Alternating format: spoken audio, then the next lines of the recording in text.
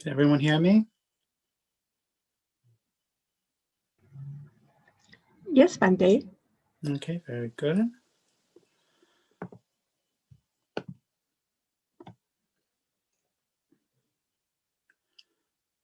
So I think we can begin. So good evening, everybody. Thank you for joining us for this session of Pali recitation. So we'll do our Pali recital and then we'll go into our meditation session.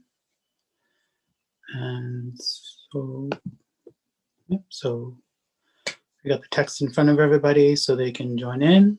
I understand that many of you probably don't know the Pali language very well, and even though we can't hear you, I strongly encourage everyone, give it a try. Don't worry so much about perfect pronunciation or anything like that. It's still good to give it a try, and you might take a liking to reciting Pali and we'll want to learn more. So give it a try. Don't worry so much about everything else. So to begin, we put our hands up in Anjali as a sign of respect for the Buddha, the Dhamma, and the Sangha. If you like, you can visualize the image of the Buddha in your mind. If you don't have a Buddha image in front of you, and we can begin by bowing 3 times. First bow, second bow, third bow. So let's begin. Namo tassa bhagavato arahato samma sambuddhassa. Namo tassa bhagavato arahato samma sambuddhassa. Namo tassa bhagavato arahato samma sambuddhassa. Okay, homage to the Buddha.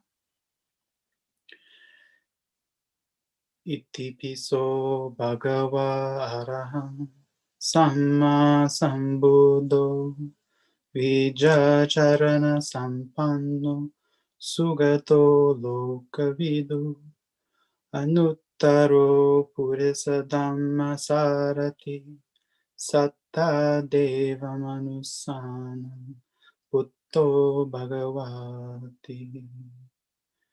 Namo tassa samma sambuddhassa ye cha buddha tita cha ye cha buddha nagata pachupanna cha ye buddha ahang vandami sabada nati me saranang anyang buddho me saranang varam etena sacha vajena hotu me jaya mangalam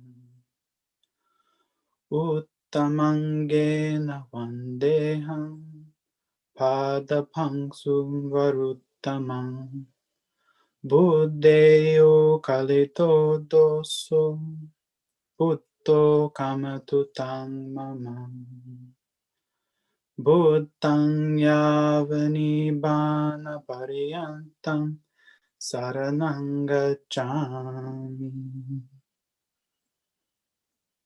Can you move the page up, please? Thank you. So we have going to the homage of Dhamma. Thank you. Homage of the Dhamma. Swakato bhagavata dhammo sanditiko akaliko ehipasiko opanaiko pachattang vetitabo vinyuhiti. Namo tassa niyanikasa dhammasa ye cha dhamma tita cha ye cha dhamma nagata pachupanna cha ye dhamma ahang vandami sabada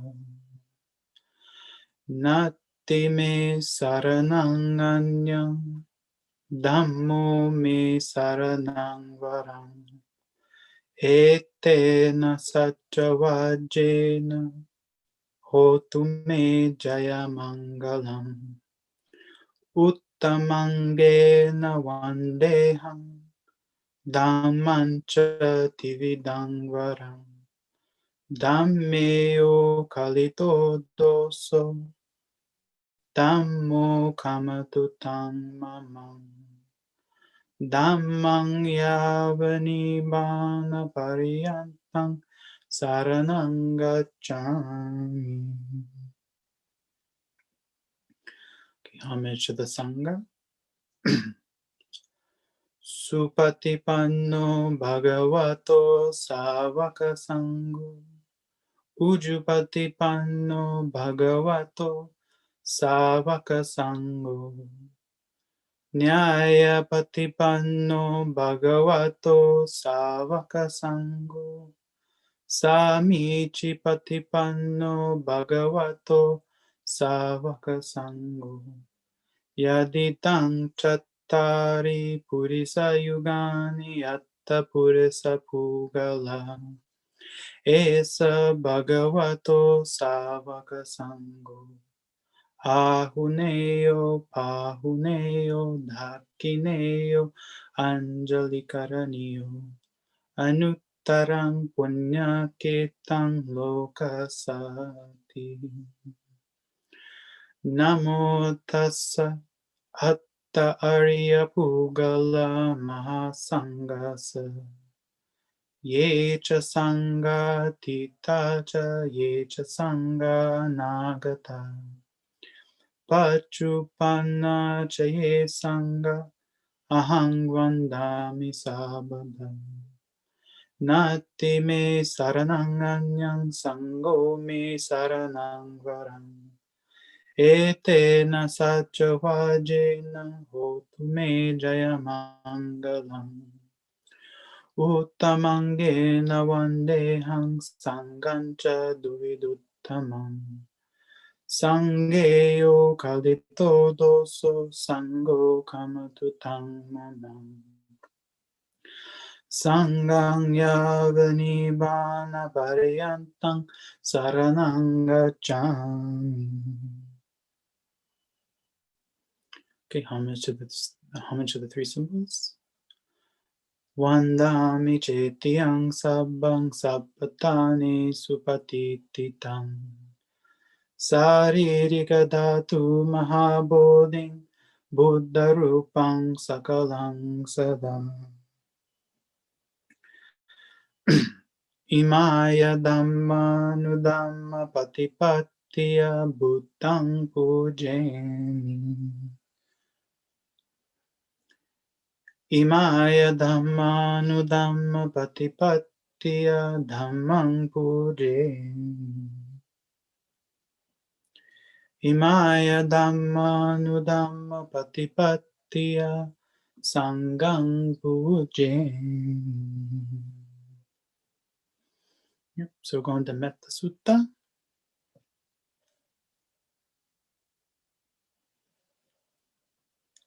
Thank you. Namo tassa bhagavato arahato samma sambuddhassa. Karaniya matto kusalena yankang santang padang abhisamecha. Saku ujuja sujuja suvacho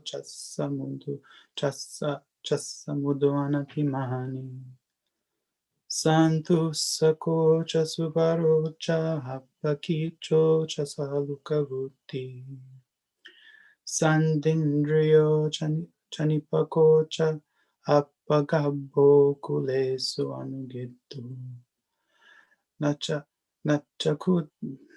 Nachakutang samachare kinchi yena vinyu pare upavadeyum Sukino va kemino hontu sabbe satta bhavantu sukitata Ye kinchi pana bhuttati tassava tarava anavasesa Digava ye mahantava majjima rasaka nukatula Uttava yeva tikta ye cha dure vasanti avidure.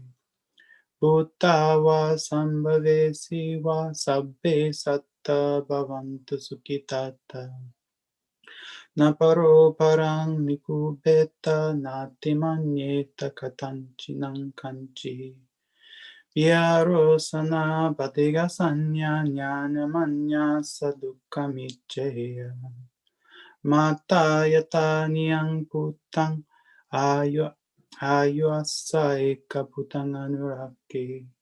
Evam pisabha bhutesu manasang bhavare avarimanam. Metancha sabbalokasming manasang bhavare aparimanam. Uddang adochatiriyancha asabhatang averang asapatang. Titancharam nisinova sayanova yavatassa vigatamidu.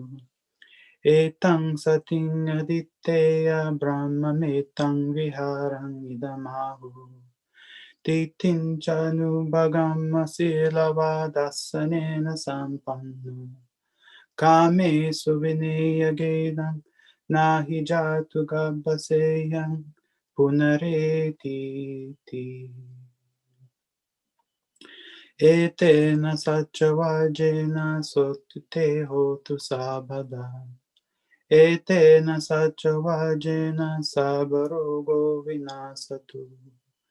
Etena satchavajena hotu te jayamangalam. Okay, blessing verses. Sabityo vivajantu sabarogo vinasatu. Mate bhavantantarayo sukiti gayoko bhava. Bhavatu sabha mangalang rakantu sabha devata. Sabha buddha nubhavena sada soti bhavantu te. Bhavatu sabha mangalang rakantu sabha devata. Sabha dhamma nubhavena sada soti bhavantu te. Bhavatu sabha mangalang rakantu sabha devata. Sabha sangha nubhavena sada soti bhavantu te. Sadhu, sadhu, sadhu. Okay, so that ends the Pali recital for this evening. So let's get into our meditation practice.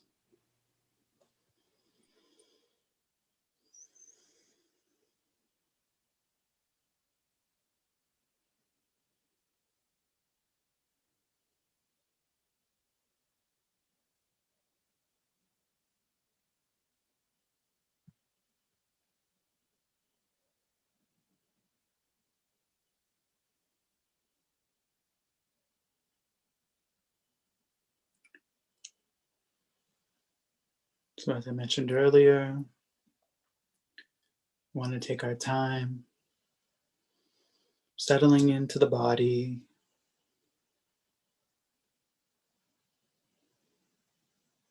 We don't want to be overly headstrong and just go right into the practice, just observing the breath, expecting wonderful feelings of spiritual attainment or something like that. You got to set a good foundation, a good balance, practicing patience and just taking our time, letting the mind rest,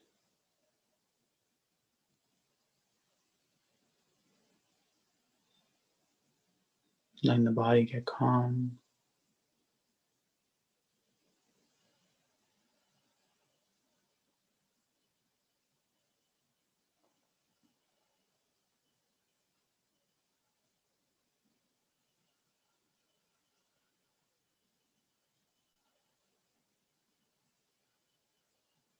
As I'm sure I've mentioned earlier,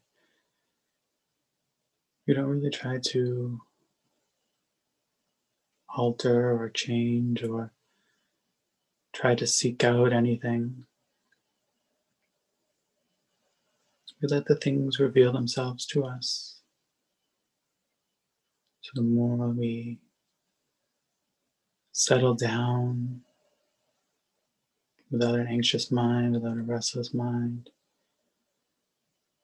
things all come to the surface and show themselves to us. Different sensations, the different textures or whatever, aches, throbbings, pulse, heart beating, warmth, cold.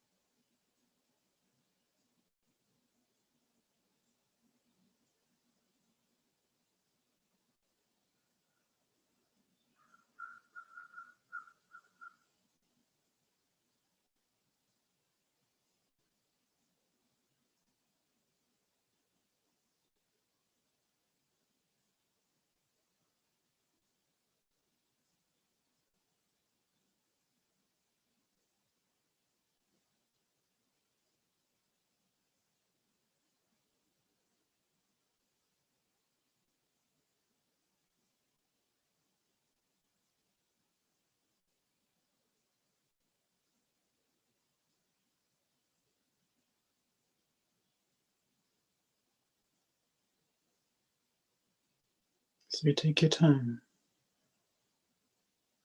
Take those long, deep inhales and exhales at the beginning of your practice. Breathing in deeply through the nostrils, filling up the lungs. Exhaling. Again, just letting go of tension in the body.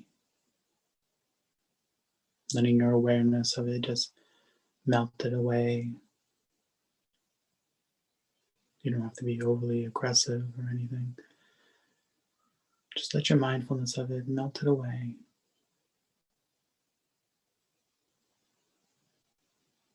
Just let go of the thoughts of the past, plans for the future. Just settle into the body.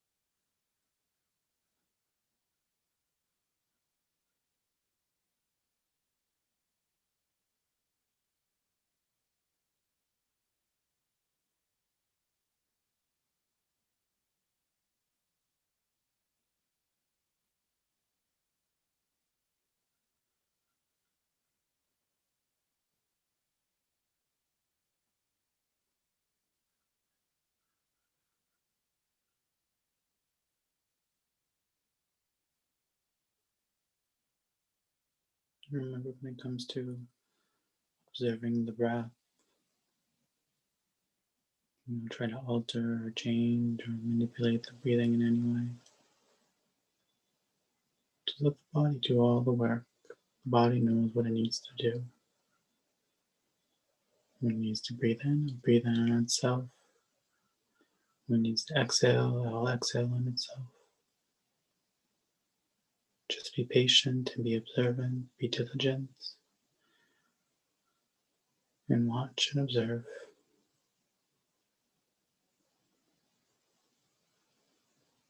Feel the in-breath, feel the exhale.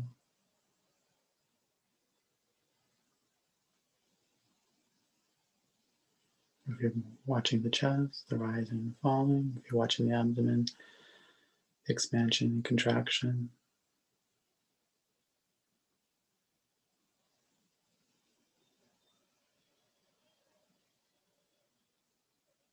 You don't really have to do anything. All you do is just be present, be patient, be observant.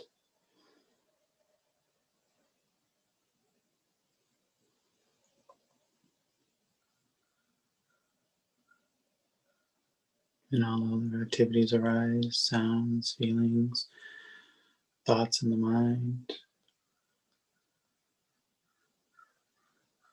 If they happen, they happen. All you gotta do is kind of get out of their way. Let them show themselves to you, let them arise.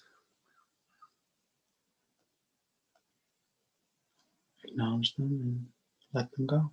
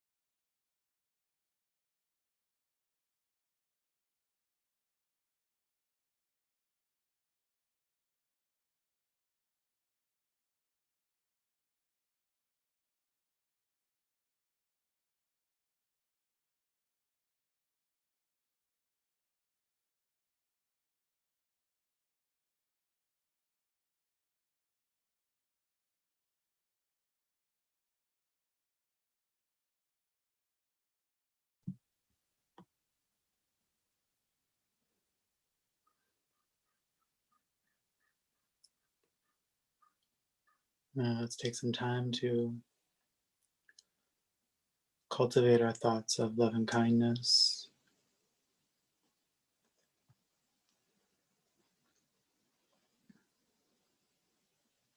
We'll begin with ourselves.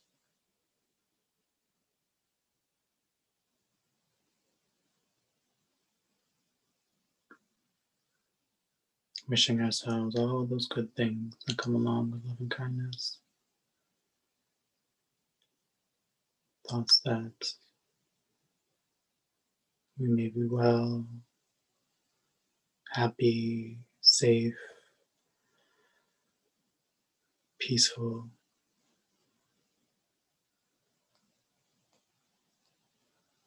Silently within our mind, we generate these thoughts,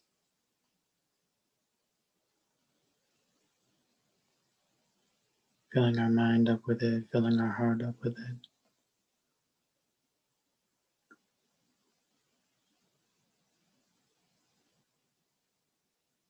May I be well. May I be happy. May I be safe. May I be peaceful. Or any other phrases related to metta practice. Choose one that are special for you, that have special meaning to you.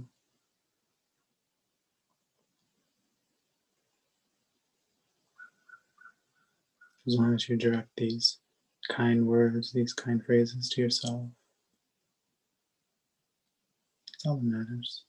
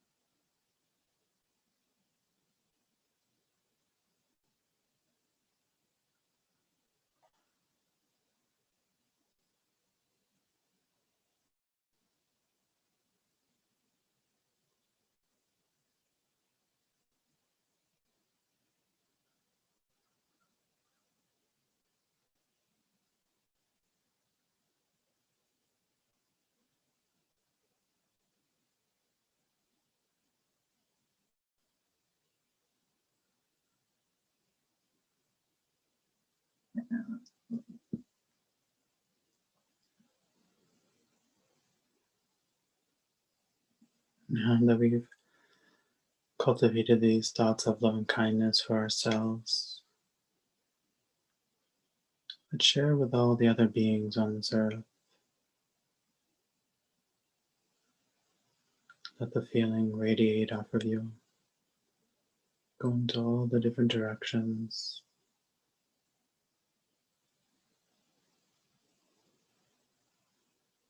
May all beings, whoever, wherever you are, may be well, may be healthy, happy, safe, peaceful.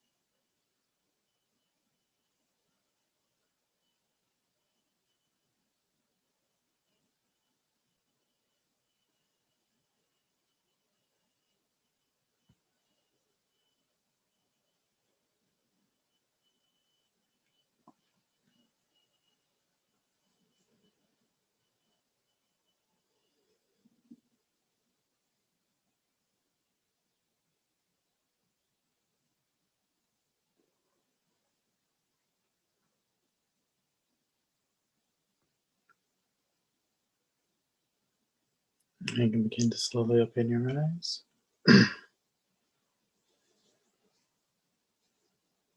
And to finish up our practice, we'll have our palms together again, nice and toasty.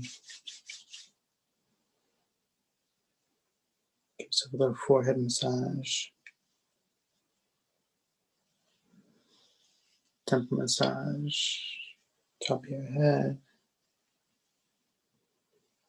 back of your head, down the back of your neck, shoulder blades and shoulders, upper back, down to your lower back, down to your buttocks, your thighs, your knees, calves and shins, all the way down to your toes.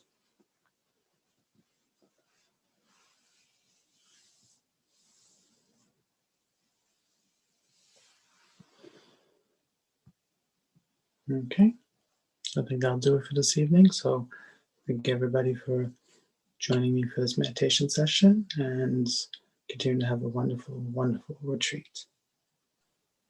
Thank you, Bhante. Thank you.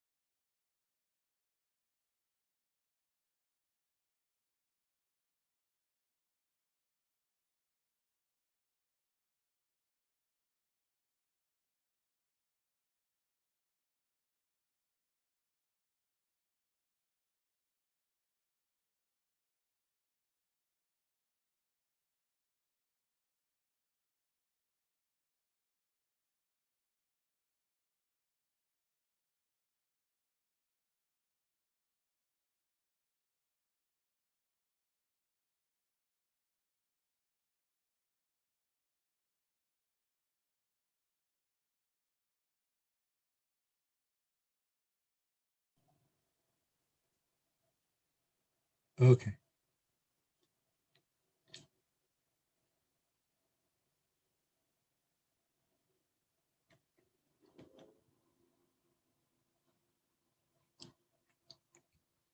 Okay, so now we are in the evening session of July 4th, 2021.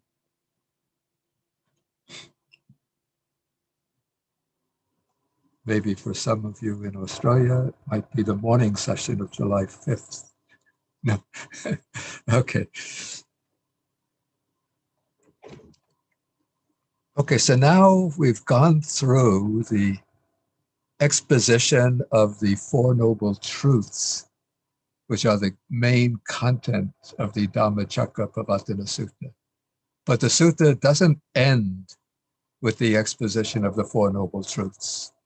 There's more to come.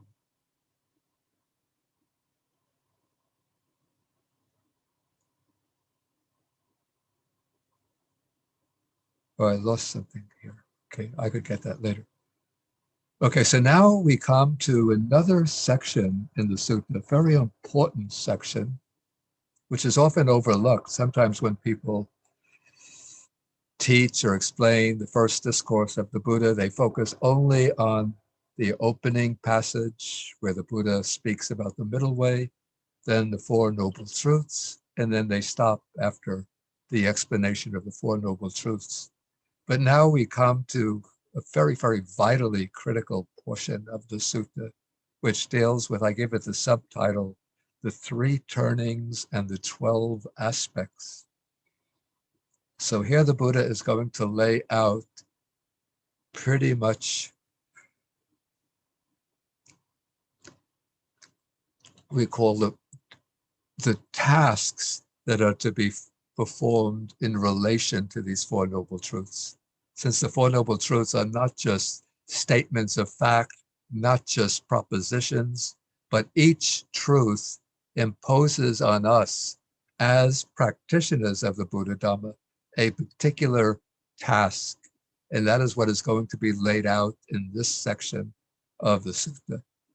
And so the Buddha is going to go through each noble truth, looking at each noble truth from 3 perspectives. So when we have 4 truths from 3 perspectives, then we get 12 aspects.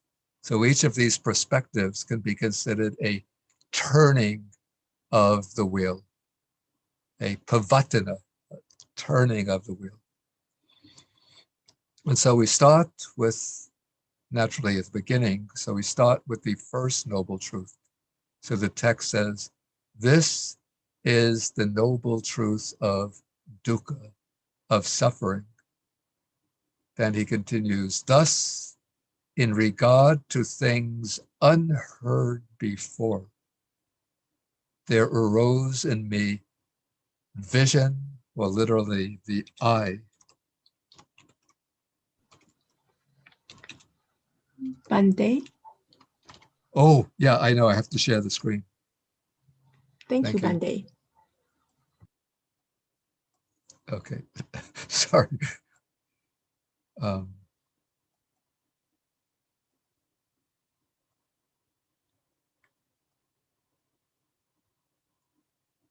Okay, so now we have it. So in regard to things unheard before, there arose in me, in Pali, chakkung udapadi, the eye arose. So I translated this as vision. So saying the eye arose sounds a little bit awkward. Then there arose knowledge. This is the Pali word is jnanam udapadi. Then panya udapadi. This is wisdom arose. And then the next is vijja udapadi. And we have both jnana and vijja, 2 words for knowledge. We don't have enough good English words for knowledge. So I rendered vijja as clear knowledge. And then the last is aloko udapadi, light arose. Bante. Yes. Would it be all right for Bande to enlarge the font just a bit? Thank you, Bande. Okay.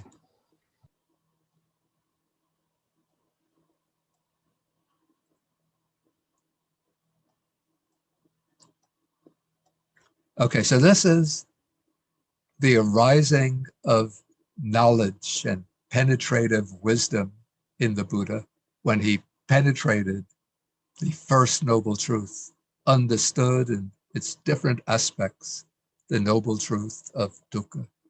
And then with the second turning, he speaks of the task that is to be performed in relation to this noble truth of dukkha. We can say that this is the challenge that the noble truth of dukkha throws out to us, lays down for us. This noble truth of dukkha is to be fully understood. And yeah, I will come to the actual Pali words shortly. So the task is that it is to be fully understood. And then when his enlightenment experience was completed, then he could say, this noble truth of dukkha has been fully understood. And in relation to each of these, these are things unheard before. There arose in me vision, knowledge, wisdom, clear knowledge, and light.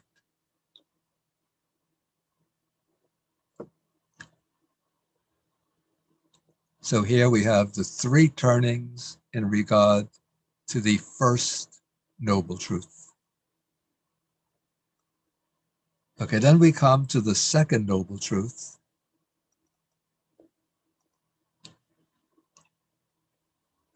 And so the Buddha comes to, now he states, this is the noble truth of the origin of dukkha.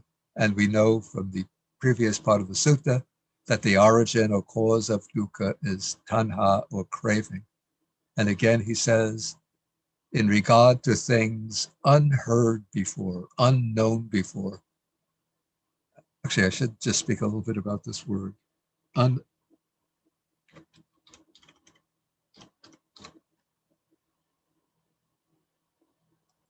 It is a negation, anusutta.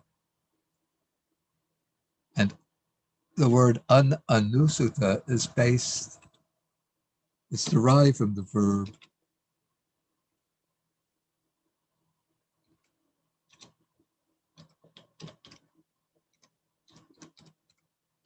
anusavati.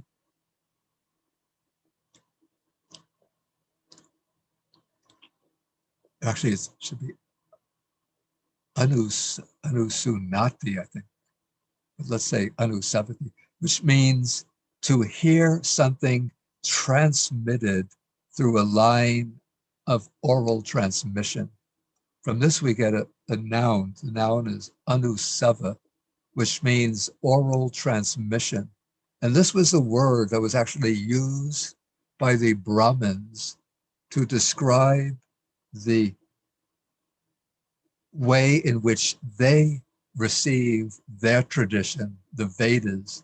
The Vedas are passed down in an oral lineage so that the Brahmins of each new generation receive the Vedas through anusava, through hearing that which has been passed down by oral transmission.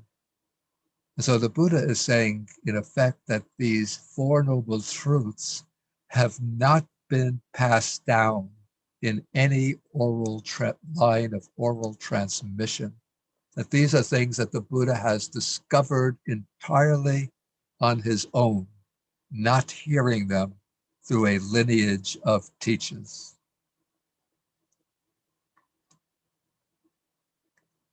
Okay, so the origin of dukkha is craving. And now he speaks of the task that is, or the challenge that is thrown out by this noble truth of the origin. The origin of dukkha is to be abandoned. In other words, we have to eliminate, to eradicate, to overcome craving. That is the task that we face as practitioners of the Buddha Dhamma. And then the realization or the knowledge arose within the Buddha at the completion of his enlightenment. This noble truth of the origin of dukkha has been abandoned. So he could know and see for himself that he had completely eradicated craving and all the other defilements associated with craving, connected with craving. So this is the completion of the task in regard to the second noble truth. Then we come to the third noble truth, which is the noble truth of the cessation of dukkha through the elimination of craving. And, and in effect, that means the attainment of nibbana. That nibbana is the sort of underlying ground for the cessation of dukkha. Or nibbana is what is attained, what is achieved when suffering is completely eliminated, overcome. So there arose, he says, the knowledge of the third noble truth, the knowledge that with the elimination of craving, suffering ceases, dukkha ceases, and one attains nibbana. Then comes the knowledge of the task to be accomplished in regard to the third noble truth. This noble truth of the cessation of dukkha is to be realized. And so in regard to this matter, which had not been heard before, there arose in me vision, knowledge, wisdom, clear knowledge, and light. And then after the enlightenment experience was completed, then the knowledge arose in him. This noble truth of the cessation of dukkha has been realized.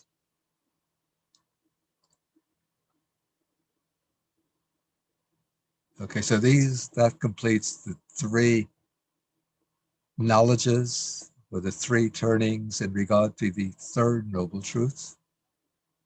Then we come to the fourth noble truth, which is the truth of the way, the truth of the path leading to the cessation of suffering. So he says there arose, in regard to things unheard before, there arose in me the vision, the knowledge, the light. This is the noble truth of the way leading to the cessation of dukkha. And this is the knowledge that it is the noble eightfold path that is the way to liberation, the way to the end of dukkha. Then comes the knowledge of the task that has to be performed in regard to this noble eightfold path. The noble truth of the way leading to the cessation of dukkha is to be developed, to be cultivated, to be practiced. So the knowledge, the vision and knowledge arose in him in regard to this. And then when the enlightenment was completed, there comes the knowledge, this noble truth of the way, of the path, has been developed, has been cultivated, has been practiced to the end, that all of the eightfold, the factors of the noble eightfold path have been fully developed. So that completes the knowledge of the three turnings in regard to the fourth noble truth. And then I made up a little table to illustrate this. And I could speak a little bit more about these terms, these Pali words that are used here. And so in the table, I have the Noble Truth, the Arya Satya. You can see dukkha, its origin, cessation, and the path. Then comes the knowledge of the truth. In Pali, we could call this Satya Jnana. So the knowledge of dukkha will be the knowledge of the 8 kinds of dukkha mentioned in the sutta, and particularly what is to be fully understood here are the 5 aggregates subject to clinging. And then we have the knowledge of the task, and the task itself is called parinya. And this word parinya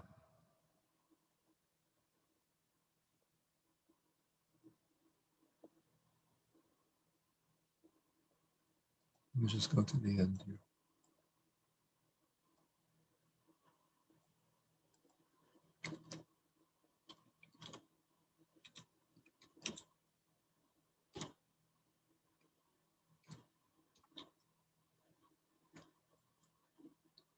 It's based on the verbal root nya, which means to know.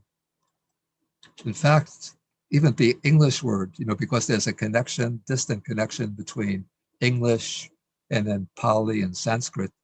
So the word know, you can say we don't pronounce the K, so it's no. It's related to the Pali nya. Sanskrit is nya. And then the prefix pari gives a sense of fullness. So this is full knowledge, or I prefer full understanding.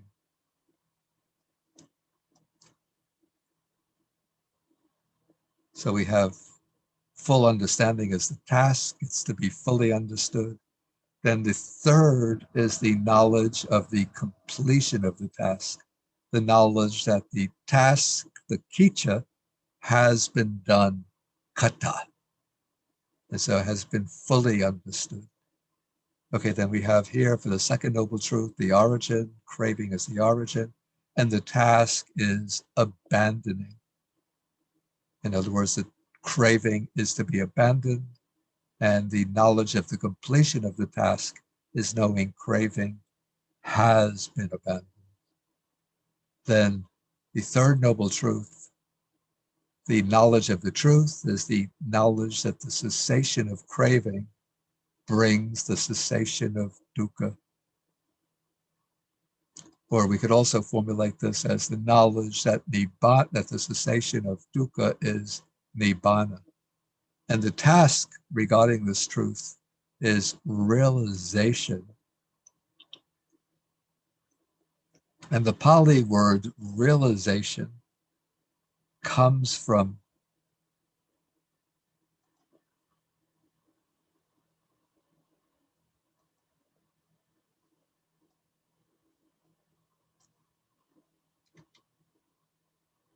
see, in Sanskrit it comes up.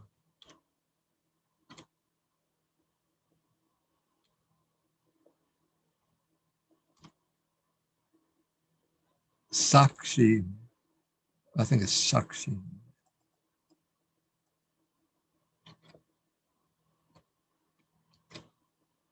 which means witnessing with one's own eyes. So witnessing with one's own eyes, that's sakshi, which in Pali becomes, it becomes satchi in Pali. Satchi, and then Kriya is doing. So it's becoming a witness, witnessing with one's own eyes the cessation of dukkha. And then the completion of that task is knowing the cessation of dukkha has been realized, or nibbana, nirvana, has been realized. then the noble truth of the path. So the knowledge of truth is knowing that the way to the cessation of suffering is the Noble Eightfold Path. And then what is to be done with the Noble Eightfold Path? We have to practice it. And when we practice it, then we are developing these factors of the path. So the word for developing is bhavana, based on the verb bhaveti, to develop, to cultivate. So it's like we start off with the 8 path factors. It's like planting the seeds of flowers. Then we have to water the flowers, give them fertilizer. Then the flowers start to grow and grow. They send up the shoots. The shoots send out leaves.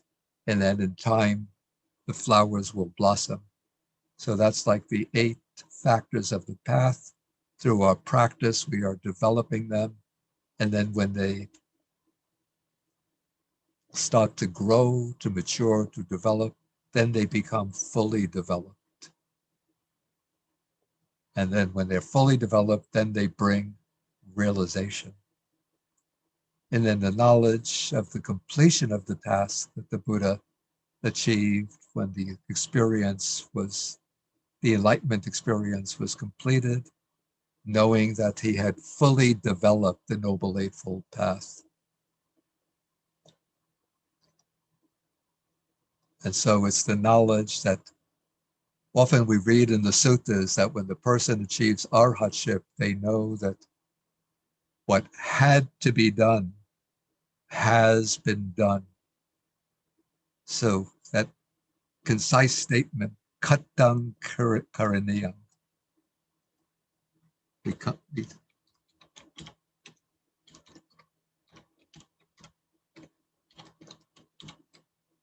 so what should be done, what has to be done, that's karaniya.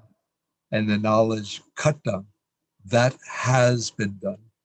So this means that one has completed the 4 tasks regarding the 4 Noble Truths. One has fully understood dukkha, one has abandoned its origin, one has realized the cessation, one has developed the path.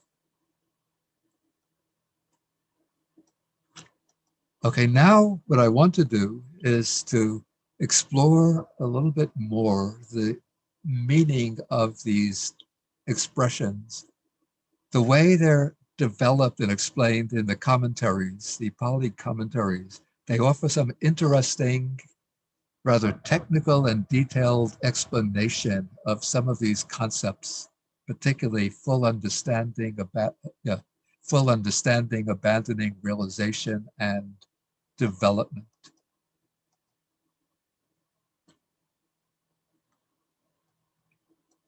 Okay, so first we take full understanding.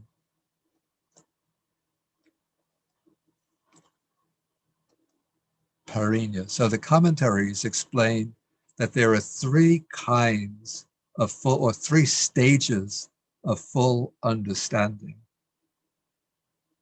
So the first is called full understanding of the known.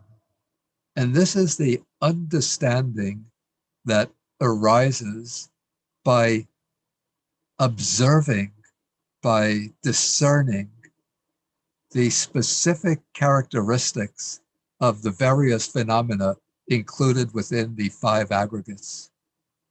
And so it takes the examples, material form, the matter of the body has its own characteristic, which is that of undergoing, this is my own little wordplay, deformation. The word rupana means being subject to change and modification. But more specifically, the aggregate of material form is often usually analyzed into the 4 primary elements. And in that case, we have the 4 elements of earth, water, fire, and air. And in that case, one would be discerning the specific characteristics of the four elements. The earth element has the characteristic of hardness or softness. Particularly hardness is the distinctive characteristic of the earth element. Water has the characteristic of flowing, of oozing. The fire element has the characteristic of heating, of warmth or heat. And the air element has the characteristic of pressure, of expansion and contraction.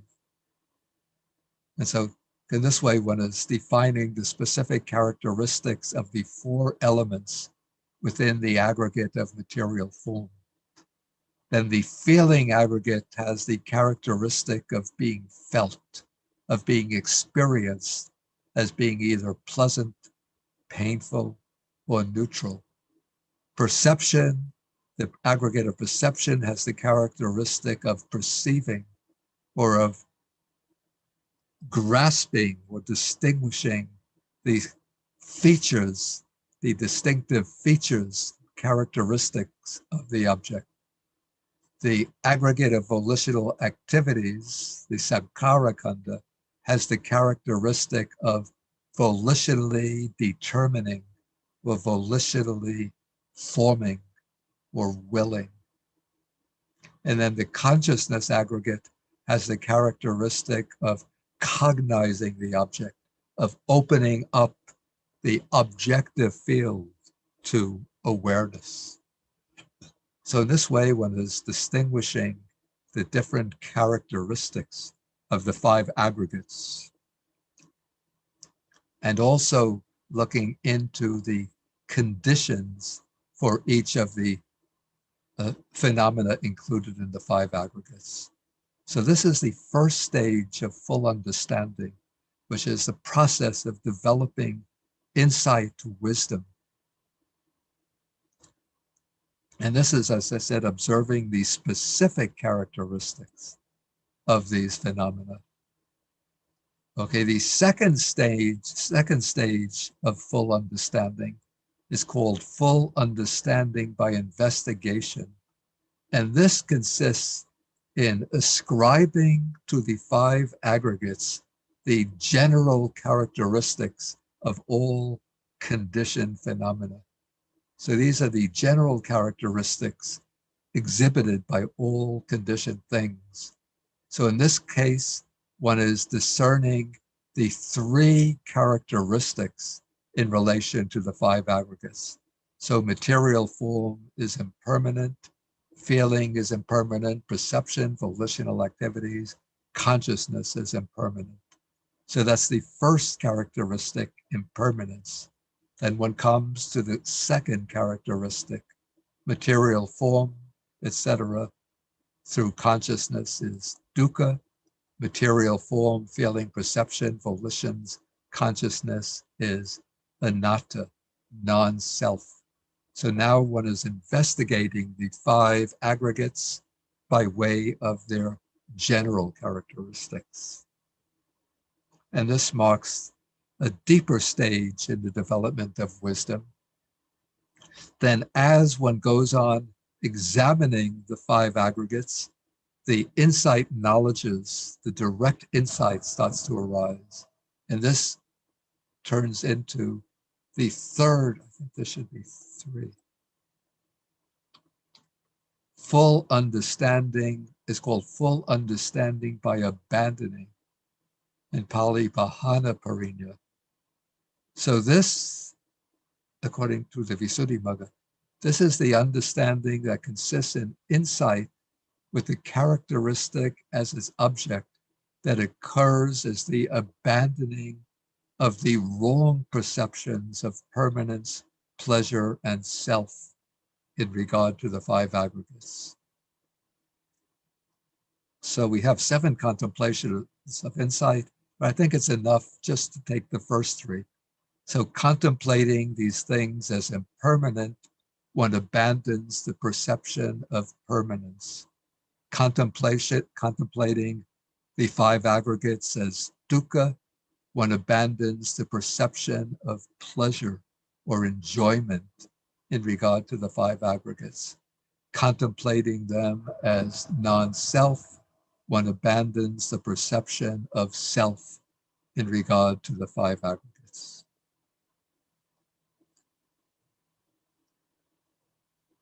Okay, so this is the way in which the commentaries analyze and distinguish the stages of full understanding. And so these are the kinds of insight, stages of insight, leading up to the attainment of the world transcending, what I call the world transcending paths and fruits. But when one actually attains the world transcending path and penetrates Nibbana, then one can get the perspective from which one could look back at the five aggregates and say and see that these five aggregates are all essentially dukkha. So that would be the world transcending full understanding of the noble truth of dukkha.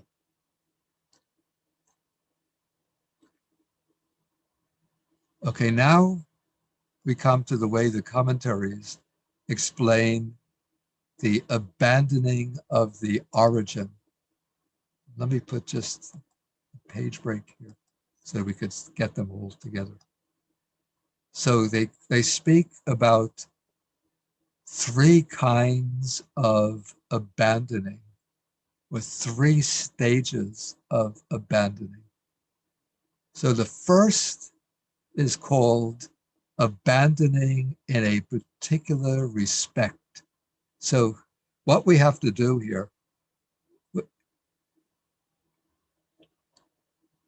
is to abandon the origin. We take the origin here to mean not exclusively craving, but any of the defilements in any of the groups, whether the three unwholesome roots, greed, hatred, and delusion, the five hindrances of sensual desire, ill will, dullness and drowsiness, restlessness and remorse and doubt, or any other group of defilements.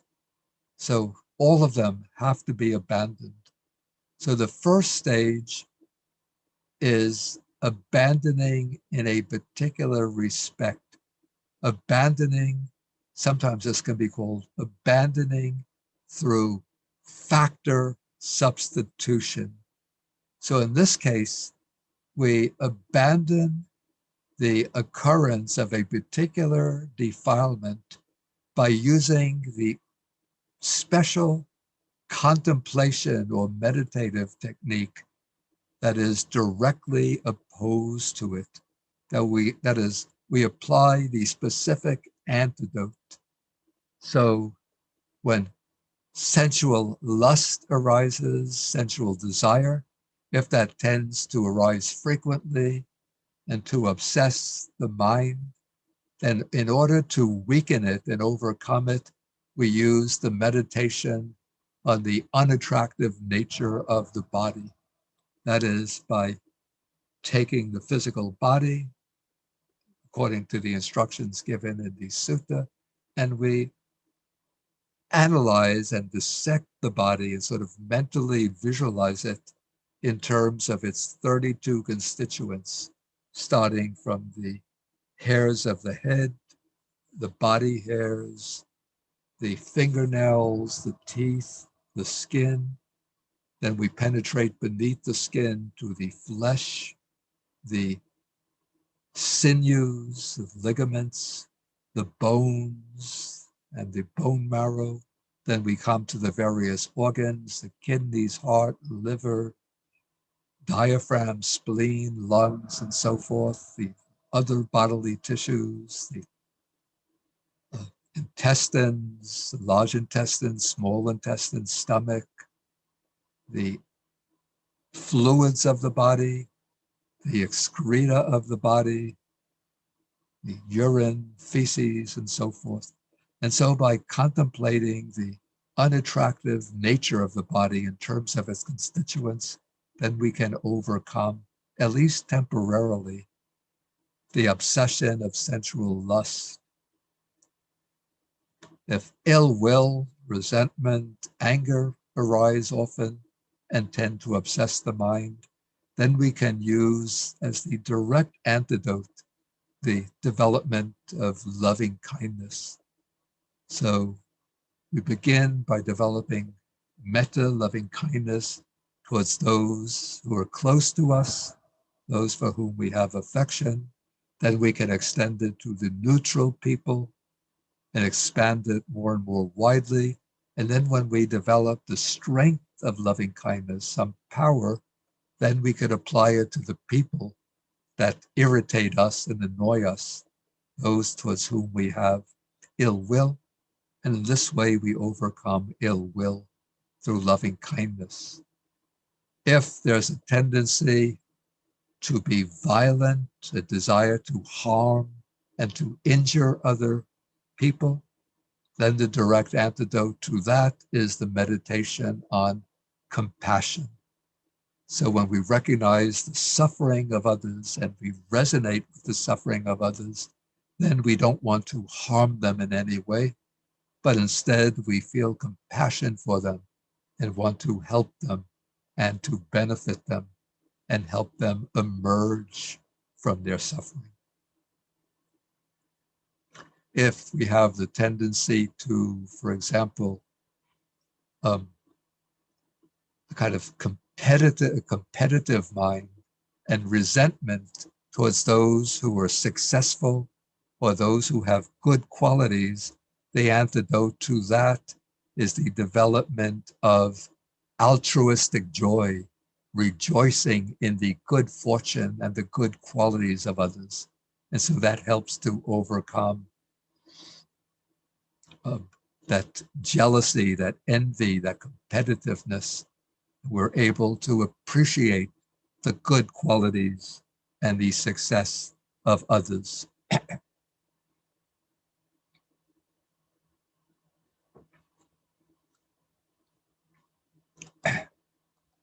And then when conceit arises, particularly the conceit that takes I am better than the others, I am number one, I am so superior, I'm so beautiful, so intelligent, so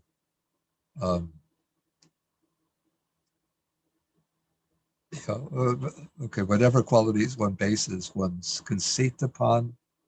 So the way to overcome that conceit is to analyze one's personality, one's individual being into the elements.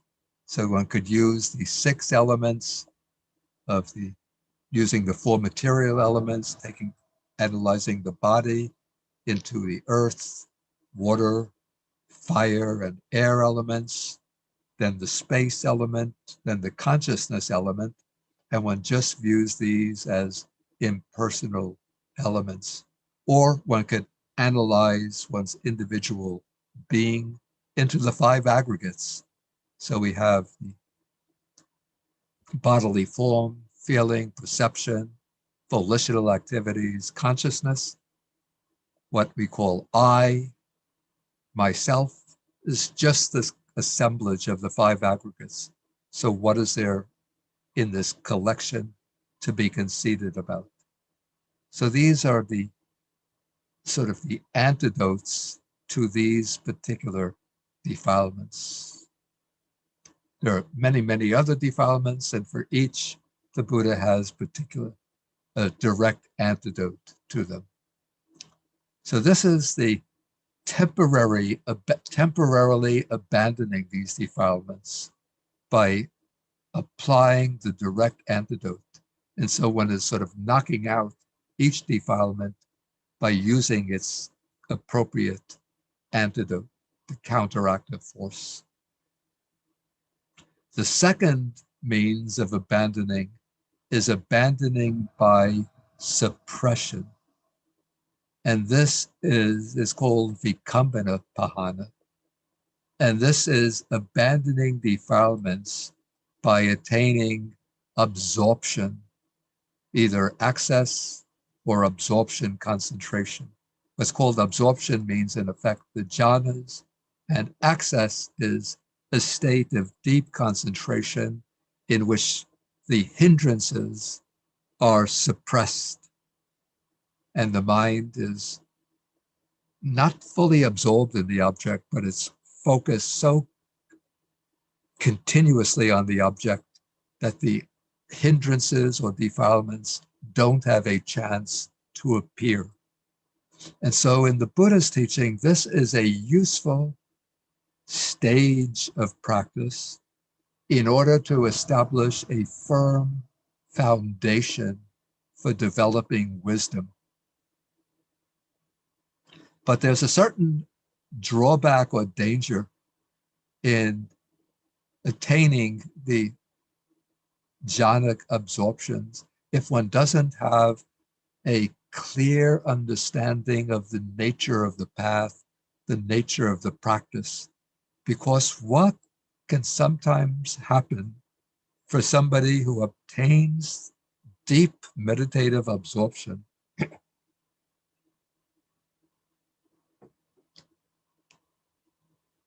is that the defilements don't arise because the absorptions have a very, very powerful force of suppression.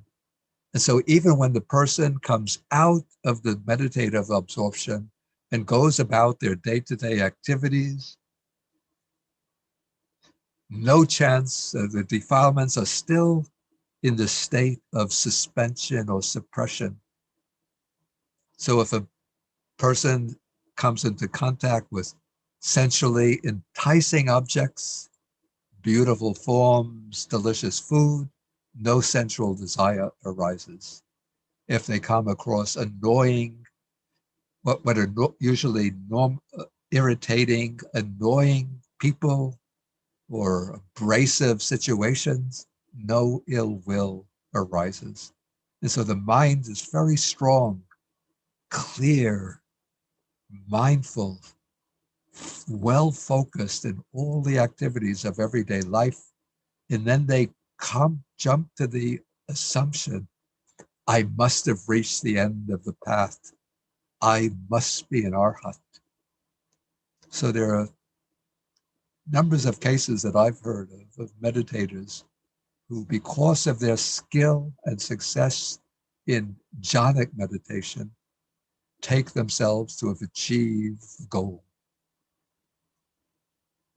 In fact, we come across stories even from the Buddha's time where monks have come to the Buddha and they've declared arhatship. They say, Bhante, I've attained the goal. Birth is finished. What had to be done has been done. The holy life has been lived. There's nothing more to do. But the Buddha knows that this person has not yet reached the end of the path. And sometimes he'll tell him, you've not yet done. You still have further work to do. In fact, there's an interesting story about this. It just occurred to me. It occurs in the Visuddhimagga and in some commentaries. And the story comes from Sri Lanka, ancient Sri Lanka. There was an elder monk, I think his name was Sangharakkhita, and he had a disciple named Dhamma. And the teacher, Sangharakkhita, thought that he was an arhat. And his pupil, Dhammadina, went off to another part of the country to practice his meditation. And Dhammadina achieved arhatship together with the psychic powers, the spiritual powers. And then the thought occurred to his mind, has my teacher truly attained arhatship? And so he used his mind, projected his mind to his home monastery, looked into the mind of his teacher, and saw that his teacher had mastered the jhanas, mastered the formless meditations, but had not truly attained arhatship. But he saw that his teacher was living with the deluded notion that he had attained arhatship. So therefore, the pupil, Dhammadina, out of compassion for his teacher, thought, I'd better go to him and help him to emerge from his delusion, from his overrating of his attainment.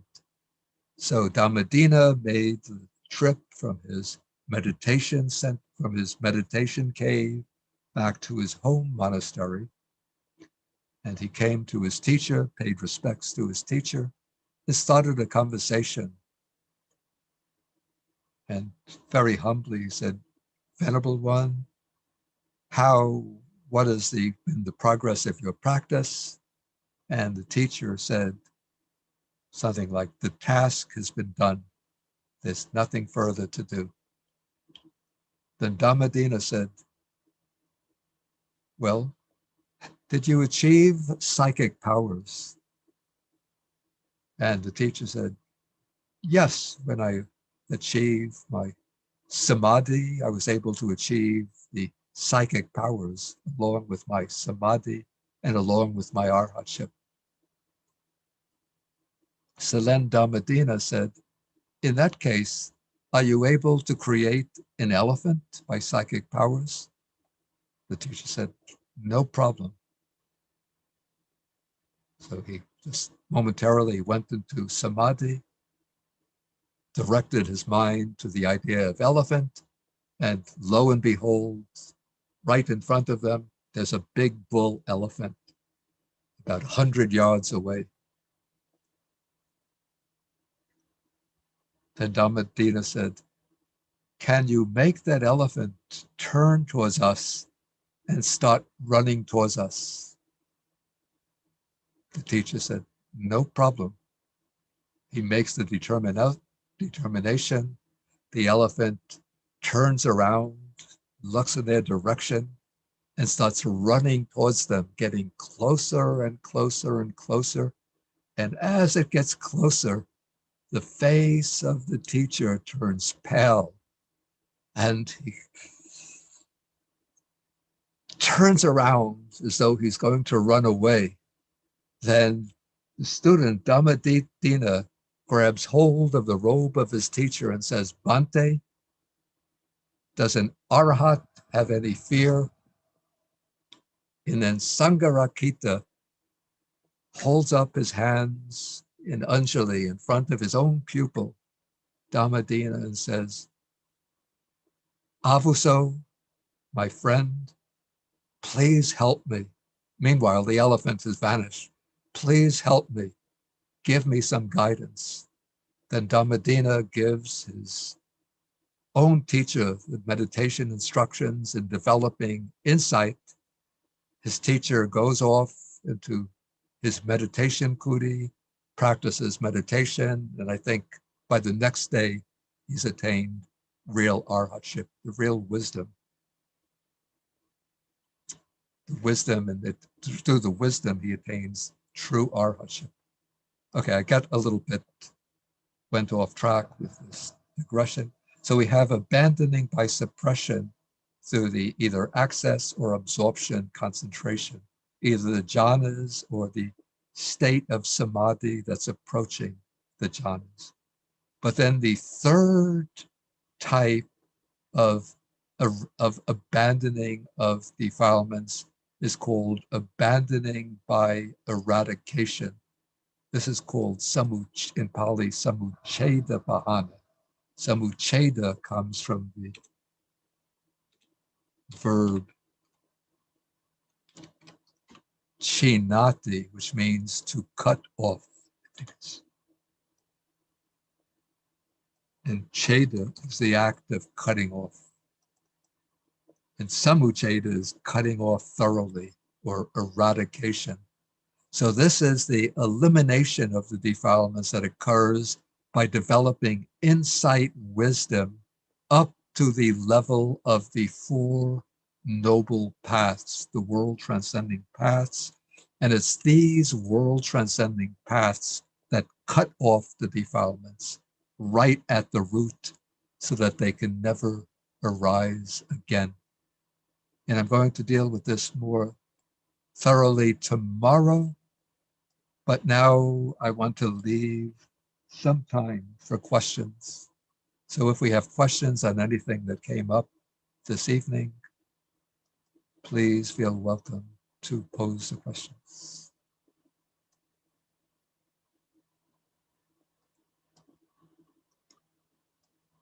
I see, I was too far down. Okay.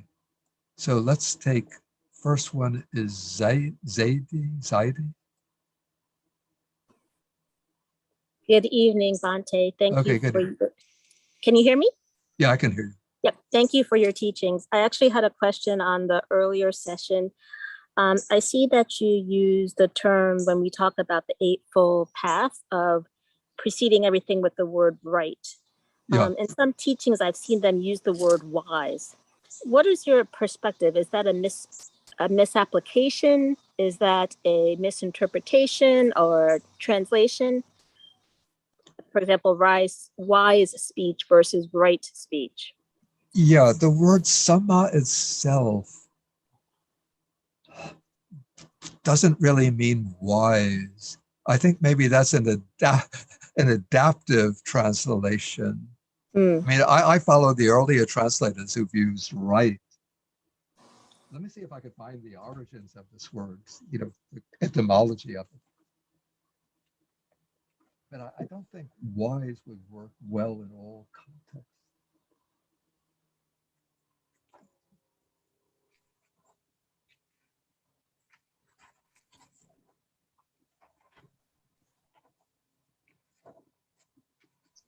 Some from the, this is the Pali Text Society dictionary. So it doesn't give the etymology, but it just gives us meanings: thoroughly, properly, rightly, in the right way, as it ought to be, best, in some contexts, perfectly, properly would also work. Yeah, so those are the standard meanings. I think when they use wise, I would say I don't want to say that it's a wrong rendering, but it's a free rendering. It's not so faithful to the actual root meaning of the word. Thank you. Okay.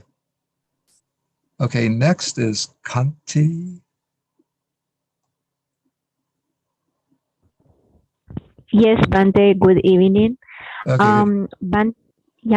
Bante, I have a question about your explanation in Vikambana Pahana, the abandoning by suppression. yeah. And it's a question regarding about what is your thought. Do you think this explanation might be the origin of this belief that promotes sometimes I have encountered this. Sometimes I feel some communities promote samatha meditation as something not so good to do, but they promote more the practice of a dry vipassana practices. So because they say it's kind of I got the feeling that kind of samatha is not good because it's dangerous and then you can be attached. But when I listen Bante explaining how great is this state of not defilement, very strong mind, it's just my thought is just if we have a good teacher, we understand this is not enough. Actually, this is a little bit the taste. But what do you think, Bante? This Yes, might be the origin of this kind of belief? No, I don't think that's the actual origin for that, or at least in some the meditation lineages that I'm familiar with, that's not the origin of it. The idea that samatha is something to be avoided because it can sort of trick one into overestimating oneself and thinking one has achieved what one hasn't achieved. The Buddha certainly emphasizes the necessity in the practice to have both samatha and vipassana. Though there are questions what degree of samatha is necessary for as a foundation for vipassana. And I think that there are different like schools of practice arise based on the different, let's say, aptitudes and skills and dispositions of the practitioners. So basically, we could say that even from ancient times, this distinction was made. Practitioners who have a strong inclination towards tranquility of mind and who can easily collect the mind and go into deeper stages of concentration, and practitioners who incline more towards understanding and towards insight. And so on that basis, there would have been different modes of practice. We see even in the suttas, for example, in Anguttara Nikaya Book of Fours, it could be around sutta number 92, 93, 94, where the text speaks about those who emphasize samatha and those who emphasize vipassana. And then the Venerable in Anguttara Nikaya Book of Fours, I think it's sutta number 170. The Venerable Ananda speaks about some practitioners who gain samatha, who develop samatha first, and then on the basis of samatha, develop vipassana or insight. And other practitioners who are able to develop insight first, those who have stronger tendency towards wisdom, towards understanding, and then they have to develop at a later time to develop samatha. But for the path, the world transcending path to emerge, it's necessary to bring together in coordination, in collaboration, tranquility or samatha and insight or vipassana, insight.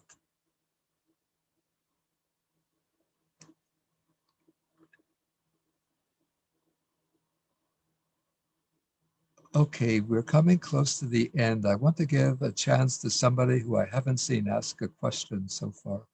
So let me take Lee Wen.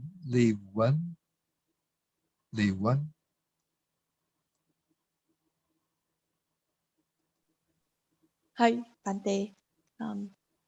Thank you very Okay. much for your teaching.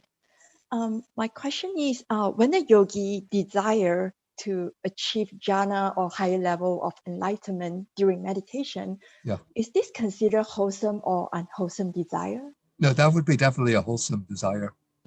Okay. I mean, if they use that desire wisely, if it becomes like an obsession, oh, I have to achieve jhana, I have to attain, I have to gain insight. A kind of that obsessive, neurotic, or self-centered desire in order to, I have to succeed, I have to be, prove to myself that I'm competent and capable, then it would be something unwholesome. But without that skillful desire to achieve these higher attainments, then one wouldn't make the effort to achieve them. So definitely one needs that desire. Thank you. And Thank that you, becomes a Bante. wholesome desire. Okay, I'll take one more that I haven't seen ask a question before. This would be Wan Ling.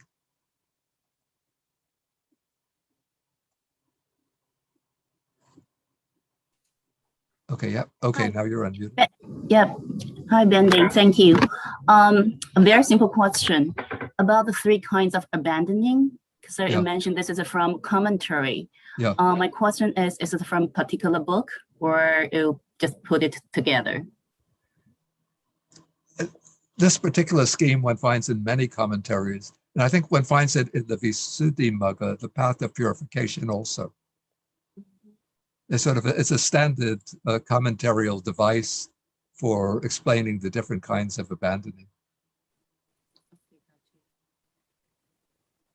Thank you, Bendy.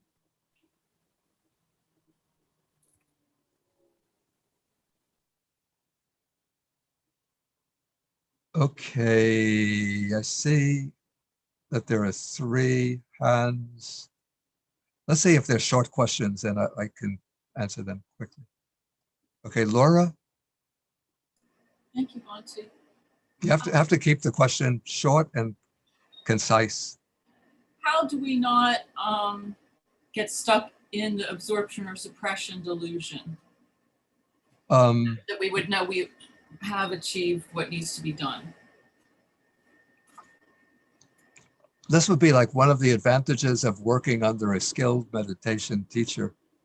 But I say at this point, not to really worry that one will be deluded, like gaining absorption. If you have a natural inclination towards the absorptive mode of practice, towards the samadhi type of practice, go ahead and practice it.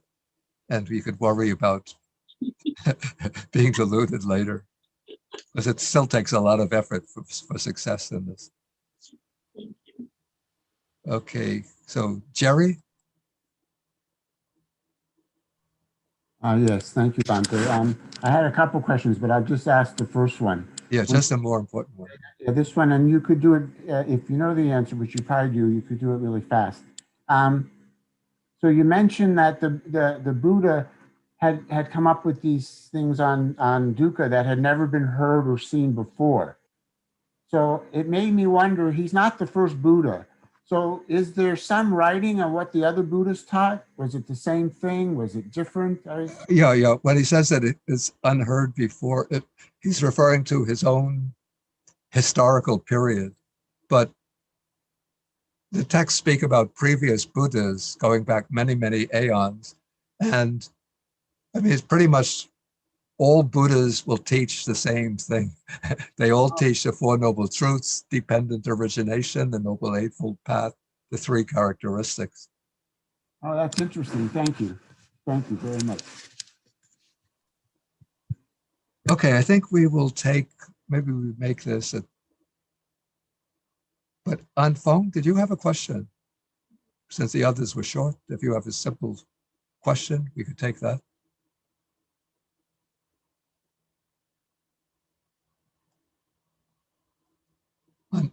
And phone, did you have the question? Thank you, Bante. My question is about your story about when the Arahant can create a elephant, Bante. Yeah. Is that the same as when Vijnana create Namarupa or not? Oh, no, that's completely different.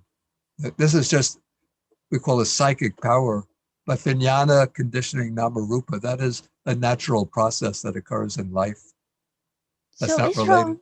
So it's wrong of me to think that we can create our own material, like our own body, by like we come into this world. No, it's through our karmic accumulations from previous lives or what conditioned the formation of our body. But that is quite different from a person who has mastered these psychic powers, who then with an active will creates a kind of magical elephant. The elephant doesn't really exist there. It's just an optical illusion created through supernormal power. Thank you, Bante. Okay, I think we'll take maybe a 10-minute break, and then we'll come back at 8:15 and we'll do the closing meditation for the evening.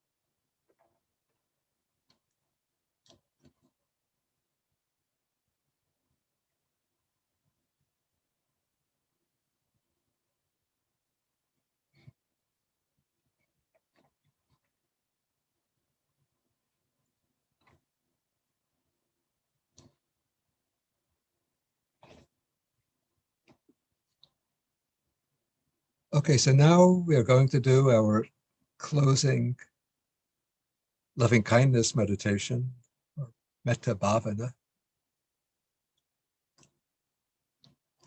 So you can take your comfortable or convenient and familiar meditation sitting position.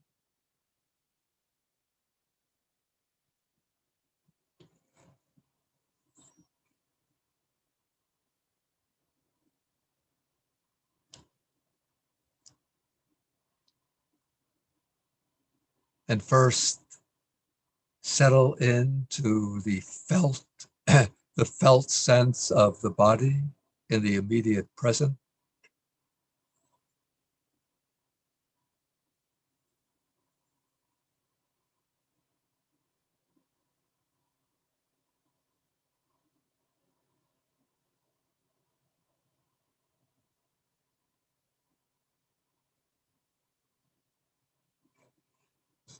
Just let the waves of thoughts settle down.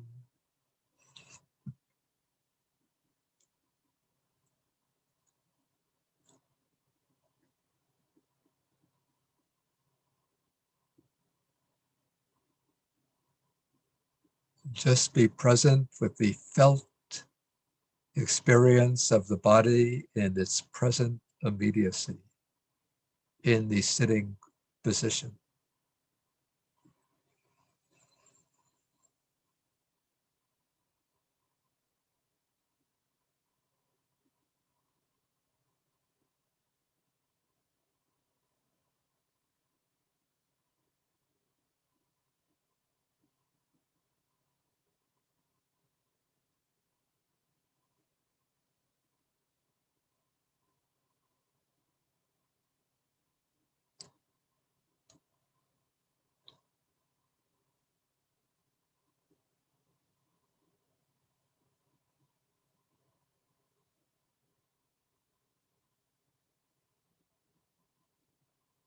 Then let the mind move to the region of the heart,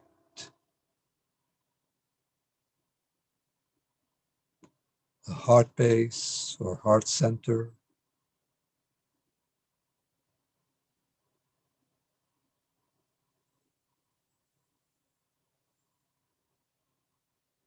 Let it settle in that area.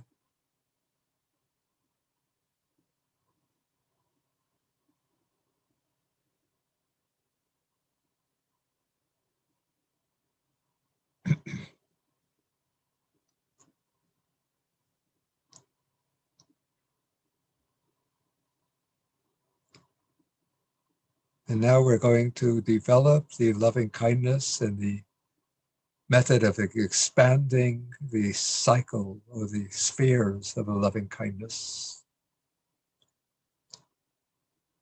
And so we each start with ourselves, using ourself as the initial subject of the loving kindness,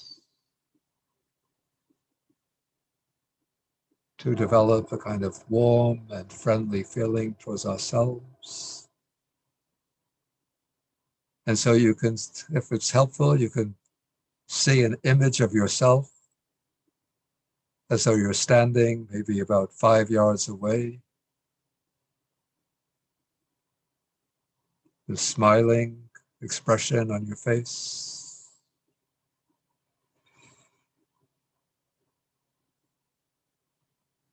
And then from the heart base, you develop the wish, and I'm going to use the 3 phrases, and you can use these phrases in whichever way works best for you, either all 3 of them or 1 or 2.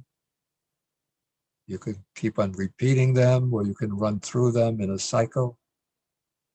But the aim is to develop the feeling expressed by the words.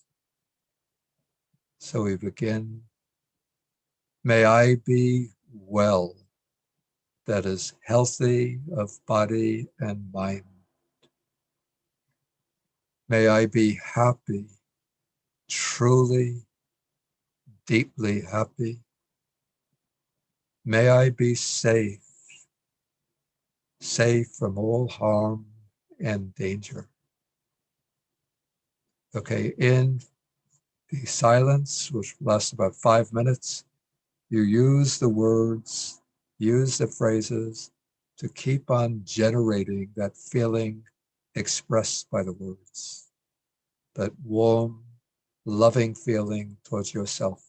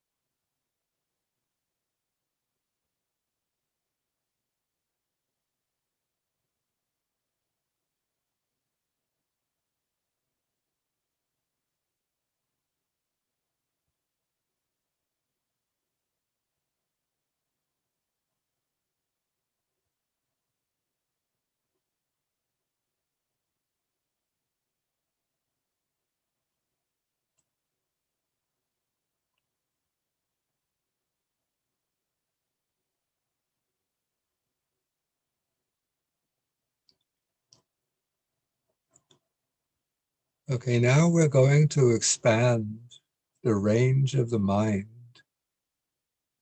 by bringing a few dear and close people into your heart. This could be beloved family members, close friends, but just 3 or 4. Don't try to go beyond 4. Bring them into your heart and generate towards them consciously the wish, may these dear ones be well. May they be truly happy. May they be safe from all harm.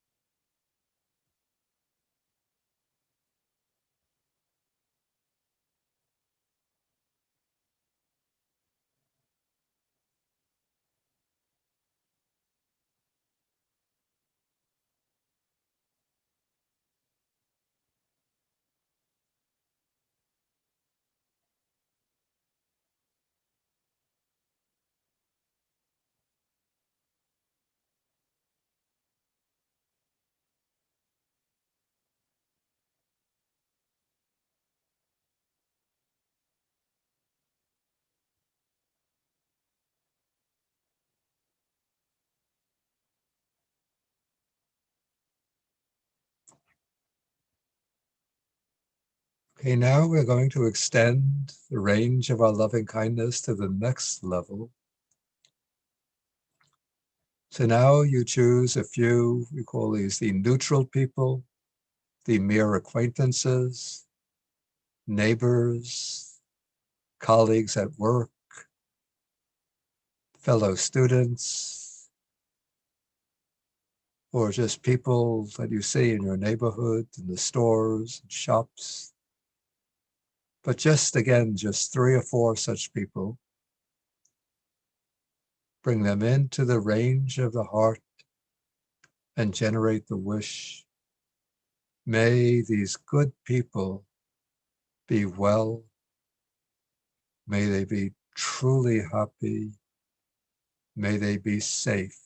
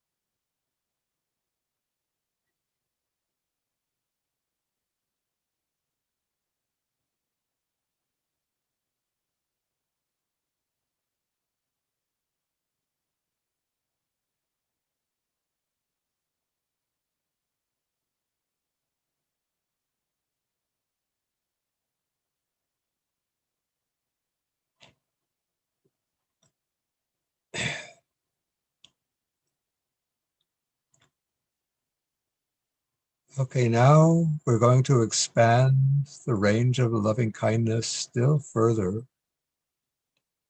This time you take the town or city in which you're living. And you take the entire population of that town or city. This is where it gets a little difficult, but of course you can focus on the specific residents of the town or city that you don't know, but just bring them all into your heart with the idea that they're all people just like yourself, with the same desire to be well, happy, and safe, with the same concern for their own loved ones that you have for yours. And so developing this kind of universal identification with all the population, generate the wish, may all the people in this town or city, may they all be well, may they all be happy, may they all be safe.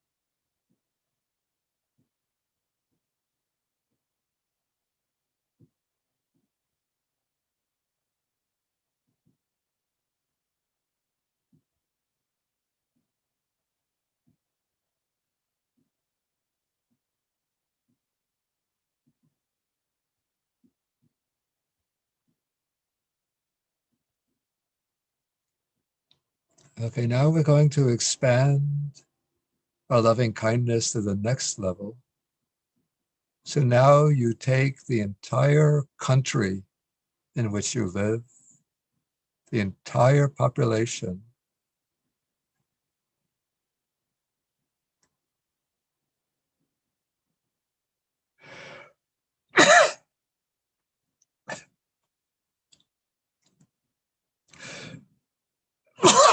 excuse me.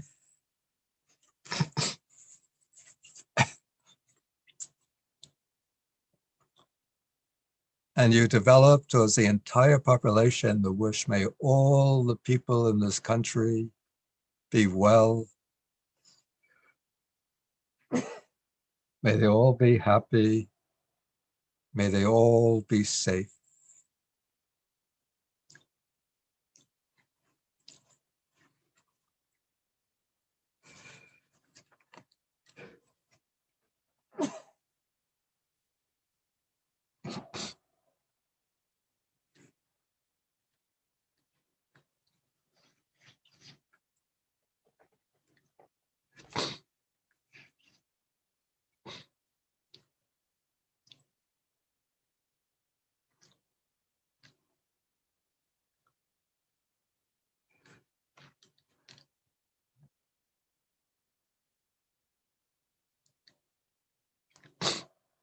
And to strengthen that loving kindness towards all your fellow country people, sometimes it's helpful to think that they are all your parents, your mother and father, or your sons and daughters, or your old friends, just in different physical form.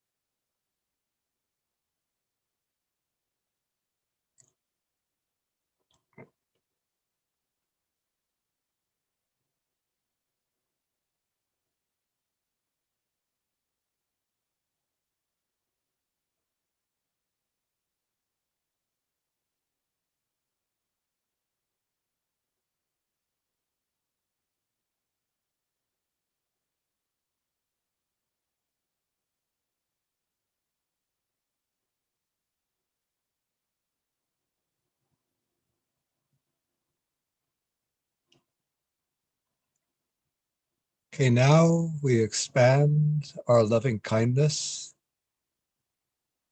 to the point where it embraces the entire human population of the planet Earth. So it spreads to all countries, to people in all countries, all continents, regardless of any distinctions of nationality, ethnicity, race, religion. Doesn't matter, wherever there are human beings, we generate the wish, may all of these people be well, may they all be happy, may they all be safe. But we might think particularly of those countries which are strongly affected now by the coronavirus. Think of Brazil and India and Sri Lanka, Indonesia. Now Africa is beginning to experience the surge in corona. So bring all of those people we could think of as being our own mothers and fathers, brothers and sisters in different forms, and wish them all to be well, happy, and safe.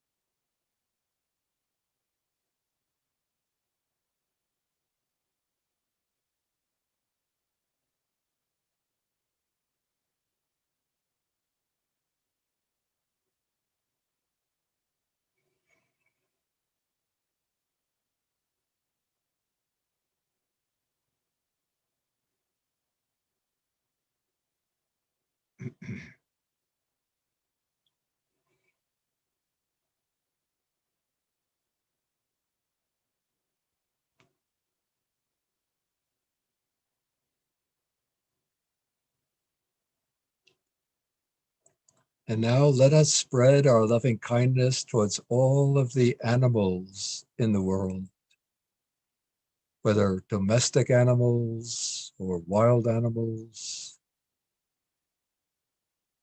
wishing that all of the animals will be well and happy and safe.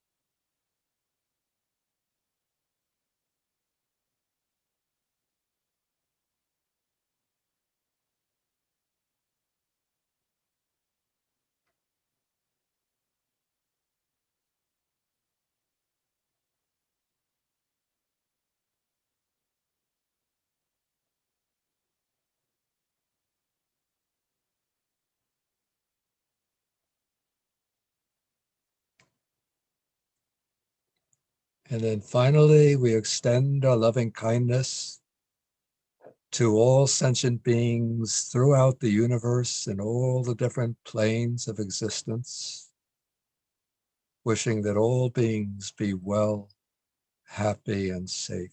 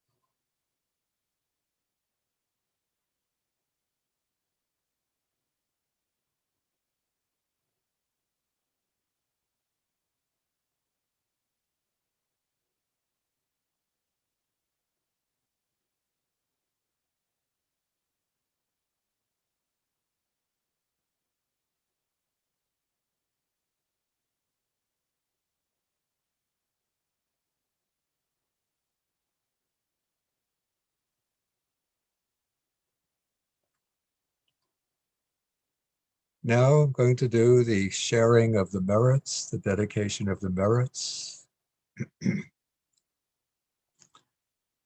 So if you wish, if you have departed relatives or departed friends, you can mentally share the merits with them, inviting them to rejoice in all of the merits you've acquired in the course of the stay by listening to the Dharma, discussing the Dharma, doing the recitation and meditation.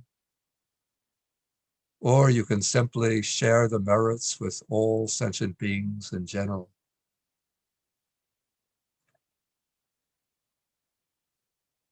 Sort of continuing to generate and to radiate the loving kindness. And I will do the chanting for the sharing of the merits.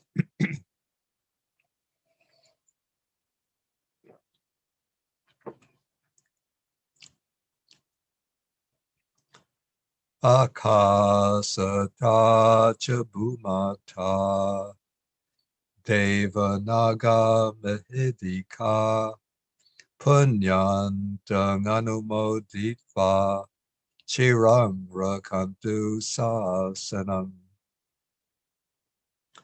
Akasata cha bhumata Devanaga Mahidika Punyantang Anumoditva Chirang Rakantu Desanam Akasata cha bhumata Devanaga Mahidika Punyantang Anumoditva Chirang Rakantu Mang Parang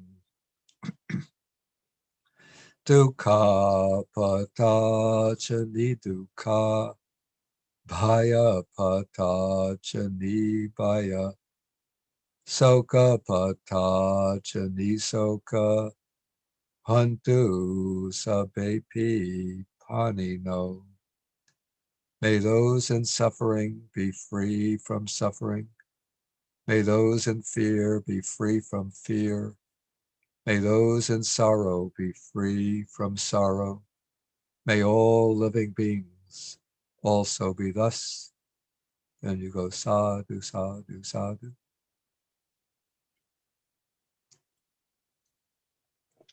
And we'll Sadhu, end. sadhu, sadhu. Sadhu, sadhu, sadhu. And bow to Bhante. Yeah, first we bow three times. First 3 times we bow to the Buddha. 1, 2, 3. And a bow to Bhante. Okay. Thank Okay. you, Thank you, Bante. Bante. Thank you so much, Bante. Thank you, Thank you, Bante. Bante. Good health to you. Beautiful, Bhante. beautiful in the middle. Beautiful Good in night, the end. Bhante. Pearl. Okay, so come back Good tomorrow. night. We'll see you Thank Can you. we have tomorrow. a Thank you, Good final night, word? Bhante. Bante. Have a great Thank you. Okay. evening. Thank you, Okay. Thank you, Bante. Good Bante. night. Thank Good you. night. Thank you, Okay. Good night. Bante. Good night. Night. Thank you, Bante.